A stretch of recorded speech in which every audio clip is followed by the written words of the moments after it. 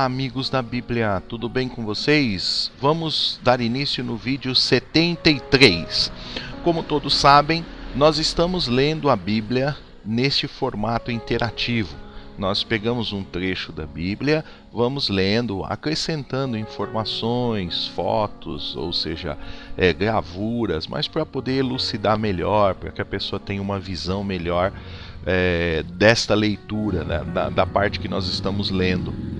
Porque às vezes na leitura nós não conseguimos entender. Então aqui à medida que nós vamos lendo, nós vamos buscando informações interessantes para que todos possam ter uma visão melhor e às vezes não entendendo. Eu mesmo estou fazendo esse trabalho, mas tenho aprendido bastante, porque lendo a Bíblia e montando essas apresentações, vou me deparando com coisas que eu não conhecia. Isso para mim está sendo muito bom. E muitos têm dado feedback também através dos seus comentários que está gostando, está amando ler a Bíblia desse formato. E agora, nesse vídeo, nós vamos ler aqui uma curiosidade sobre a passagem do meio do mar, não é?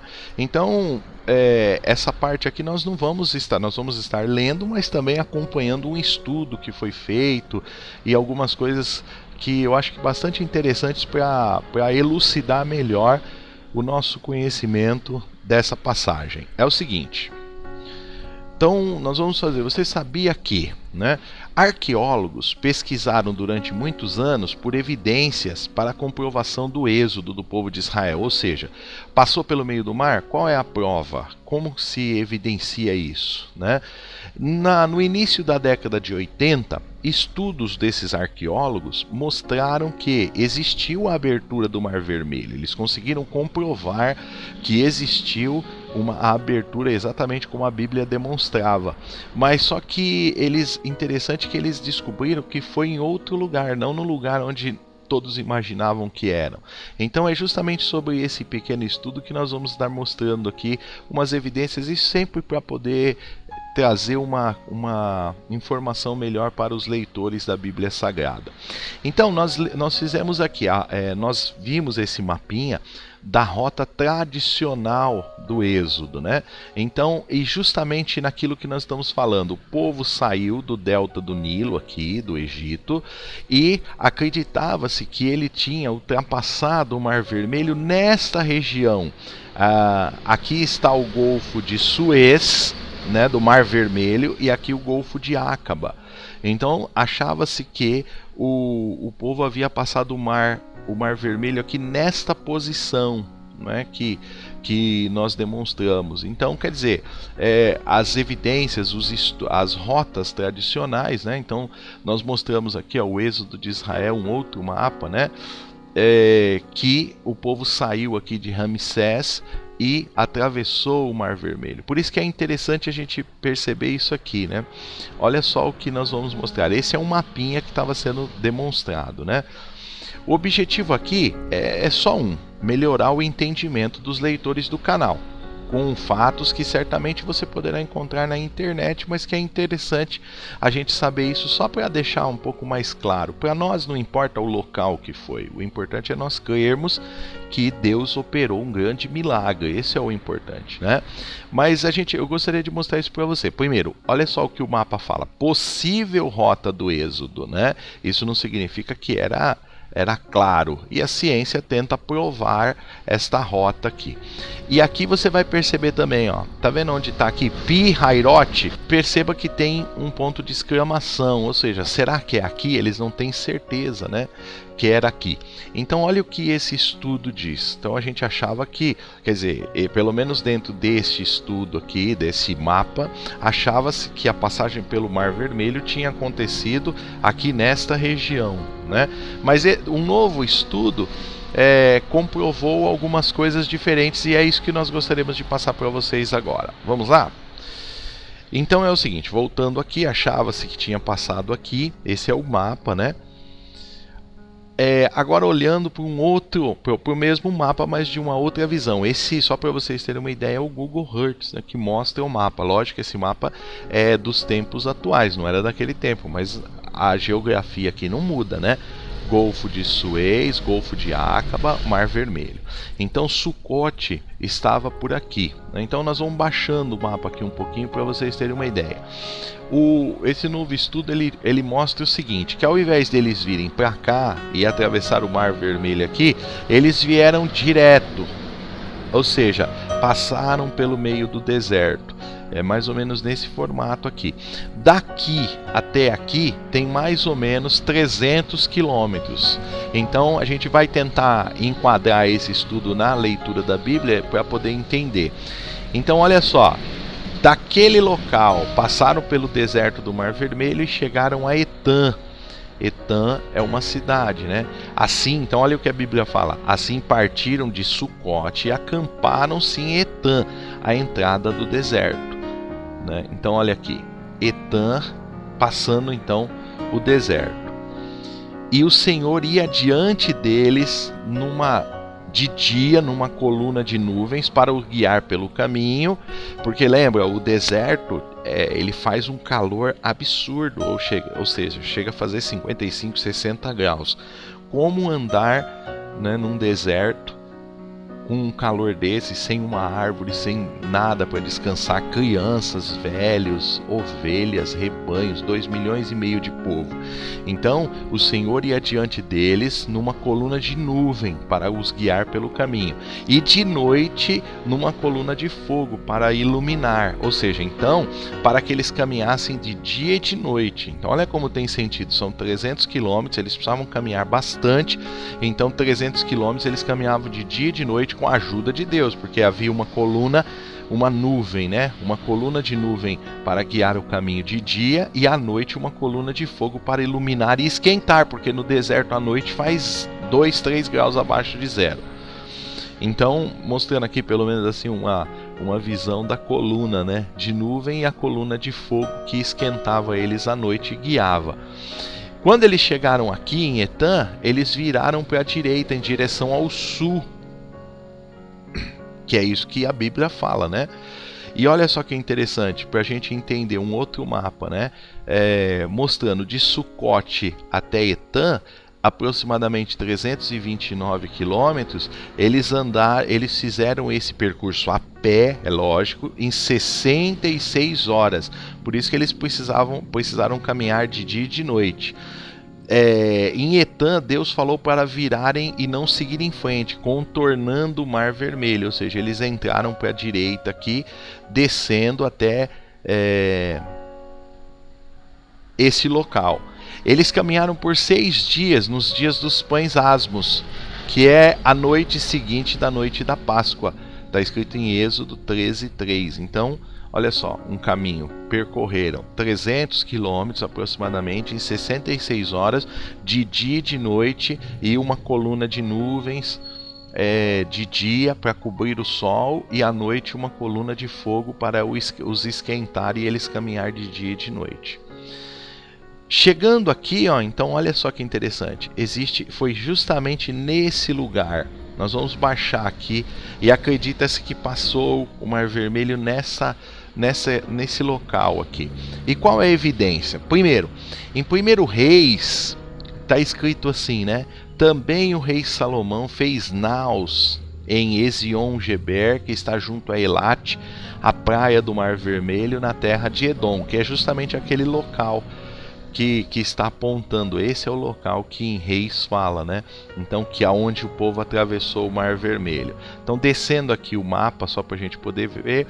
E olha só, por que eles acham que era ali? E disseram a Moisés: não haviam sepulcros no Egito para nos tirar de lá para que morramos nesse deserto? Porque o povo percebeu que o exército do egípcio estava atrás dele. Por que nos fizeste isto? O povo dizia para Moisés, fazendo-nos sair do Egito. Êxodo 14:11. Então olha só, neste lugar, lembra que nós estávamos falando de 2.500.000 povos que saíram, precisava ter uma praia grande para eles poderem, olha só, olha o local olhando de cima, e aqui vocês vão ver um caminho, por quê? Porque do lado aqui são montanhas, vamos ver aqui?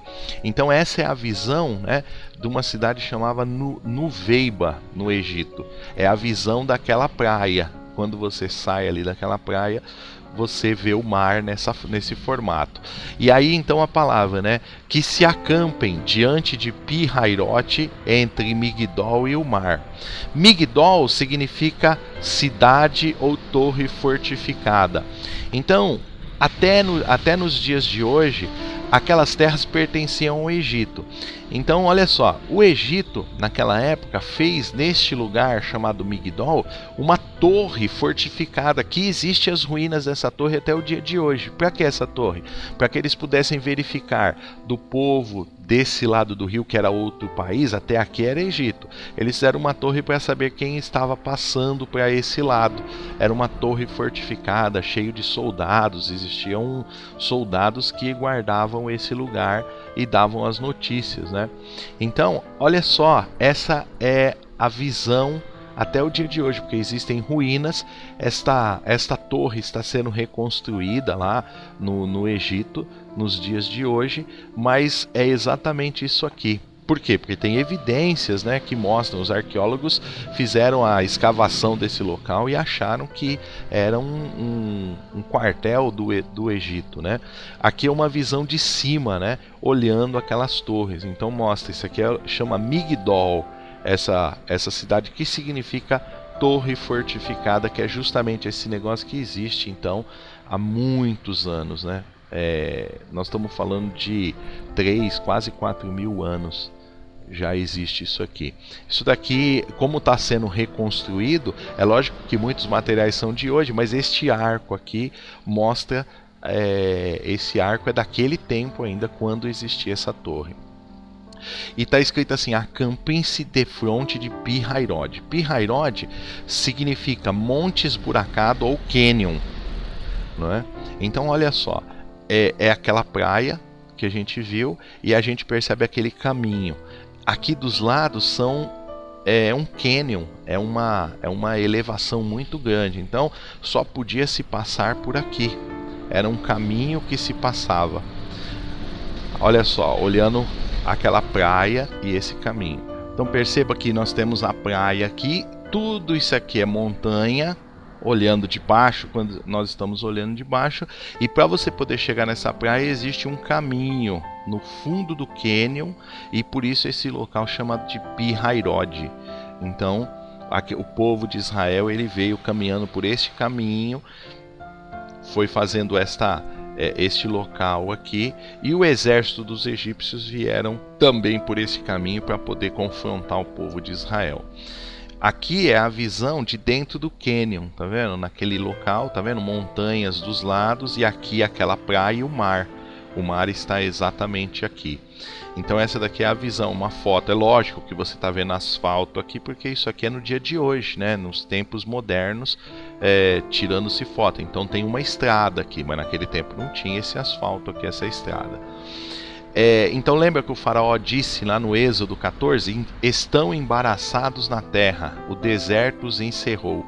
Então quando o faraó percebeu que eles entraram à direita, falaram: eles entraram para a direita. Lá em Etam, eles chegaram naquele local onde tem os cânions, em Pi-Hairode. Eles se perderam, e é justamente lá que nós vamos prender e matá-los, porque ali eles estão encerrados. De um lado o mar, do outro lado montanhas, e eles só tem aquele caminhozinho, e nós vamos chegar por ali, vamos matar e retomar eles como escravos. E o anjo de Deus que ia diante do exército de Israel, está escrito em Êxodo 14:19, se retirou da frente e ia atrás deles. Também a coluna de nuvem se retirou de diante da frente deles e se pôs atrás deles, e ia entre o campo dos egípcios e o campo de Israel. Ou seja, a coluna de nuvens fazia escuro para que os egípcios tivessem dificuldade de chegar, e clareava na frente para que eles pudessem continuar. Então olha aqui o local por onde eles tiveram que vir, rodeados de montanhas. Tudo isso são estudos que foram feitos, e nós vamos esse estudo mostrou a prova, por isso que nós estamos colocando isso para que todos vejam. Olha só, então acredita-se que a nuvem se colocou aqui, bloqueando os egípcios de um lado e o povo de Israel nessa praia de outro. Isso aqui além da Bíblia, existe, depois de um determinado tempo, existem historiadores, né? Esse Flávio Josefo é um historiador que viveu no tempo de Jesus. Então ele diz, né, na Antiguidade dos Judeus, volume 2, capítulo 15, 3, olha o que ele fala. Então a gente consegue comparar. Pois havia de cada lado um desfiladeiro de montanhas que dava no mar, que era intransponível por ser tão acidentado e impedia sua fuga. Então isso está escrito na Antiguidade dos Judeus, escrito por esse Flávio Josefo, que era um historiador lá da época de Jesus. Essa daqui é a visão do mar para dentro. Aí tá vendo os desfiladeiros? É justamente aqui no meio que chegava aquele local. Então era fechado, não tinha como transpor o local, não era aberto, era só aquele caminho. Aí, olha que interessante, esse estudo, então voltando aqui um pouquinho, indo para o sul, aqui para esse lado aqui é o sul. O historiador, vendo isso, ele começou a fazer perfurações, né, escavações por aquele arqueólogo, e chegou no local que ele encontrou esta coluna. Essa coluna não estava em pé, ela estava caída. Então ele encontrou essa coluna caída e depois, é lógico, eles levantaram e fixaram ela aqui. Mas ele encontrou essa coluna caída. É exatamente essa coluna aqui. E acredita-se que foi exatamente essa coluna foi colocada aqui para demonstrar exatamente o local por onde o povo atravessou o Mar Vermelho. Esse pilar nessa coluna está exatamente aqui. Então, ó, o povo chegou nessa praia, passando por esse desfiladeiro, começaram a caminhar ao sul e aqui eles atravessaram o mar. Então, eles acreditam que atravessou aqui. Por quê? Vamos ver as evidências que eles mostram, né? O que estava escrito no pilar? Por que eles acreditam? Ó, Faraó, Misraim, que é Egito, Moisés, morte, água, Jeová, Salomão e Edom.